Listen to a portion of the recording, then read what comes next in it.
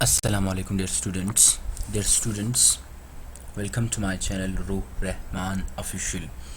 Dear students, आज का जो हमारा टॉपिक होगा वो जिनोपनीज़ के बारे में होगा। जिनोपनीज़ कौन है? मैंने आप लोगों को हेराक्लाइटस तक हमारे लेक्चर्स हुए हैं जो कि सारे फाउंडर्स हैं। अब फाउंडर्स से मुराद जिन्होंने एक चीज़ को सिर्फ उन्होंने तहकीक करके उस चीज़ को पाया। अब चैलेंजर्स है, उन्होंने ये जो लोग हैं, ये जो अभी हम इसकी सीरीज़ कर रहे हैं चैलेंजर्स की, जो जेनापनीज से लेकर 5 और फिलासफर है, 3-4 और फिलासफर्स हैं, ये वो लोग हैं जिन्होंने फाउंडर्स को चैलेंज किया। तो अब आते हैं हमारे टॉपिक की तरफ। जिनोपनीज़ ये जो आप स्क्रीन पे देख रहे हैं, ये इसका एक इमेजिनेटिव पिक्चर है। ये जिनोपनीज़ है, अर्ली ग्रीक फिलासफर है, ठीक है। हम इसके बारे में हम क्या क्या चीज़ें पढ़ेंगे। पहले ये ज़रूरी है, जब कोई भी आपको टीचर पढ़ाता हो तो पहले उसे ये पूछे हमने आज पढ़ना क्या है, क्या क्या चीज़ पढ़ना है, ठीक है।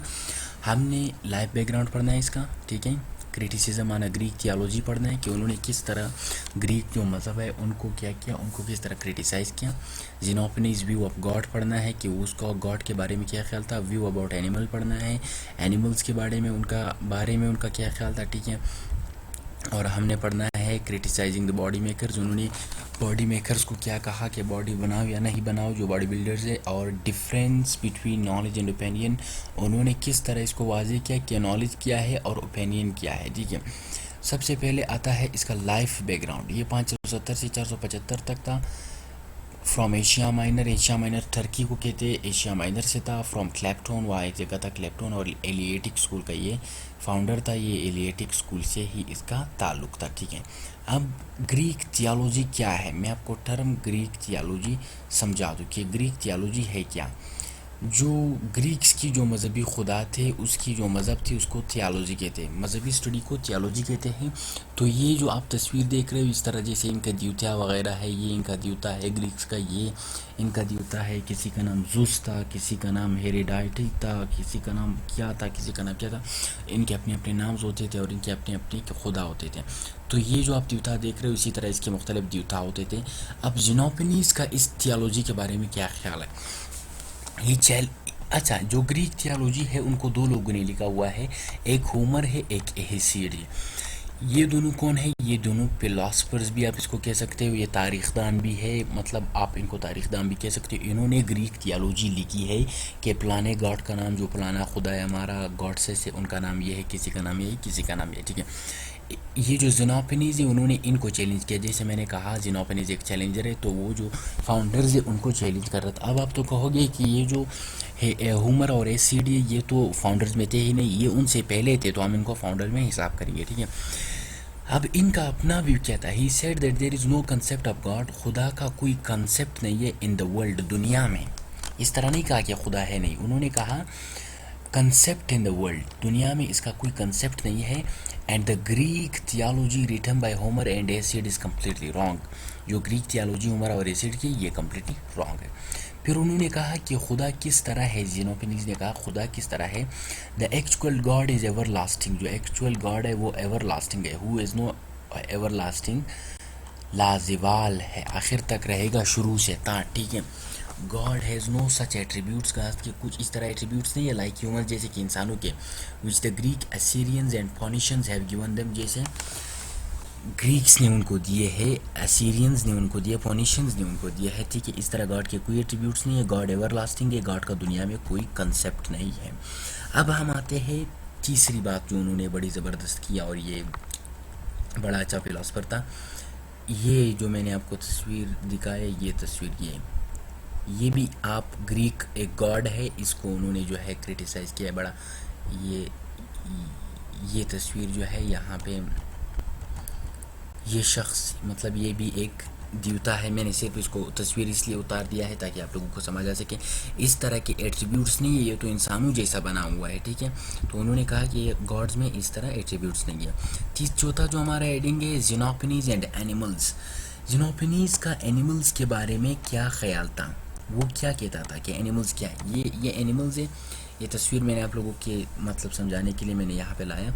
उन्होंने कहा कि अगर इन एनिमल्स के साथ इंसानों जैसे एट्रीब्यूट्स होते थे, पेंटिंग होता था उनके पास दिमाग होता था, तो वो अपने खुदाओं को भी पेंट करते थे। यहाँ पे नीचे इसने लिखा हुआ है, he said that if animals had hands they would have painted their gods and idols. तो वो अपने गॉड्स और आइडल्स को क्या करते थे, पेंट करते थे। They have not painted because they do not have their attributes of human. उन्होंने अभी नहीं बनाए क्योंकि उनमें क्या नहीं है, इंसानों के आदात व अतवार जो एट्रीब्यूट्स है वो नहीं है। क्रिटिसाइजिंग द बॉडी मेकर्स, ये उसका चौथा कंसेप्ट है, criticising the body makers. Body makers कौन है, बॉडी मेकर्स क्या चीज़ है, उस ज़माने में भी ये पाए जाते थे, जो बॉडी बिल्डर्स हैं उस ज़माने में भी थे। मैं आपको दिखाता हूँ। उन्होंने कहा कि किसी भी शख्स को बॉडी नहीं बनानी चाहिए। ये जो आपकी बॉडी है, जो इस तरह आप बॉडी बनाते हो जिम जाकर, ठीक है, ये तो बॉडी मेकर जो है ये जिनोपनीज के नज़दीक दरअसल ये वो लोग थे जो सोसाइटी में डिस्क्रिमिनेशन फैला रहे हैं। इन्होंने कहा था कि जो भी शख्स ये बॉडी बना रहा है ये दूसरों के साथ जुल्म कर रहा है, क्योंकि दूसरों लोग जो है वो पतले हैं और ये मोटे हो रहे हैं और ये कमज़ोर नहीं बल्कि ये स्ट्रॉन्ग हो रहे हैं। He criticise the body maker, उन्होंने इन पर तनकीद की। He said that those who make the body are bringing the differences between the ordinary man and the common man. उन्होंने कहा कि एक कॉमन शख्स, एक ऑर्डिनरी मैन और जो एक ये बॉडी बिल्डर है, फिर इनके दरमियान क्या हो, डिफरेंस पैदा होगा अगर ये बॉडी मेकर जो है बॉडी बना रहा है। That is why he said not to make the body, इसलिए उन्होंने कहा बॉडी बनाना नहीं चाहिए हमें। अच्छा, लास्ट और आखिरी जो इसका है, difference between the knowledge and opinion. उन्होंने कहा एक होता है नॉलेज, एक होता है ओपिनियन।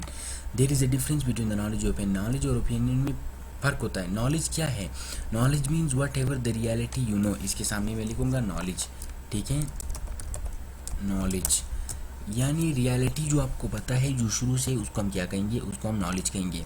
इसके सामने मैं लिखूँगा ओपिनियन। यहाँ पे इसने कहा है आपसे जब कोई कुछ पूछेगा तो आप जब उसे बचाओगे उसको क्या कहते हैं, उसको ओपिनियन कहते हैं। Opinion means whatever you tell to others and who demand are ask for. इसको जब कोई आपसे पूछेगा, आपसे डिमांड करेगा तो उसको क्या कहते हैं, उसको कहते हैं ओपिनियन। तो बस ये यहाँ पे वहाँ पे जो है ये हमारा लेक्चर ख़त्म होता है। अगर आपको कोई भी मसला होना इससे, आप अपने कमेंट सेक्शन में अपनी राय दीजिए ताकि मैं इस वीडियो को और अपडेट कर सकूं, ठीक है। ये ज़रूरी नहीं कि ये वीडियो मैंने बनाई और बस ये यहाँ पे ख़त्म हो, नहीं, बिल्कुल नहीं। मैं इस पे और इन्फॉर्मेशन इकट्ठा करके और वीडियोस इस पे बना सकता हूँ, आपके सवालों के जवाब पर्सनल भी दे सकता हूँ। तो अगर आपको पसंद आई है तो इसको वीडियो को लाइक करें और सब्सक्राइब करें ताकि हर आने वाली वीडियो आपको जो है मिलती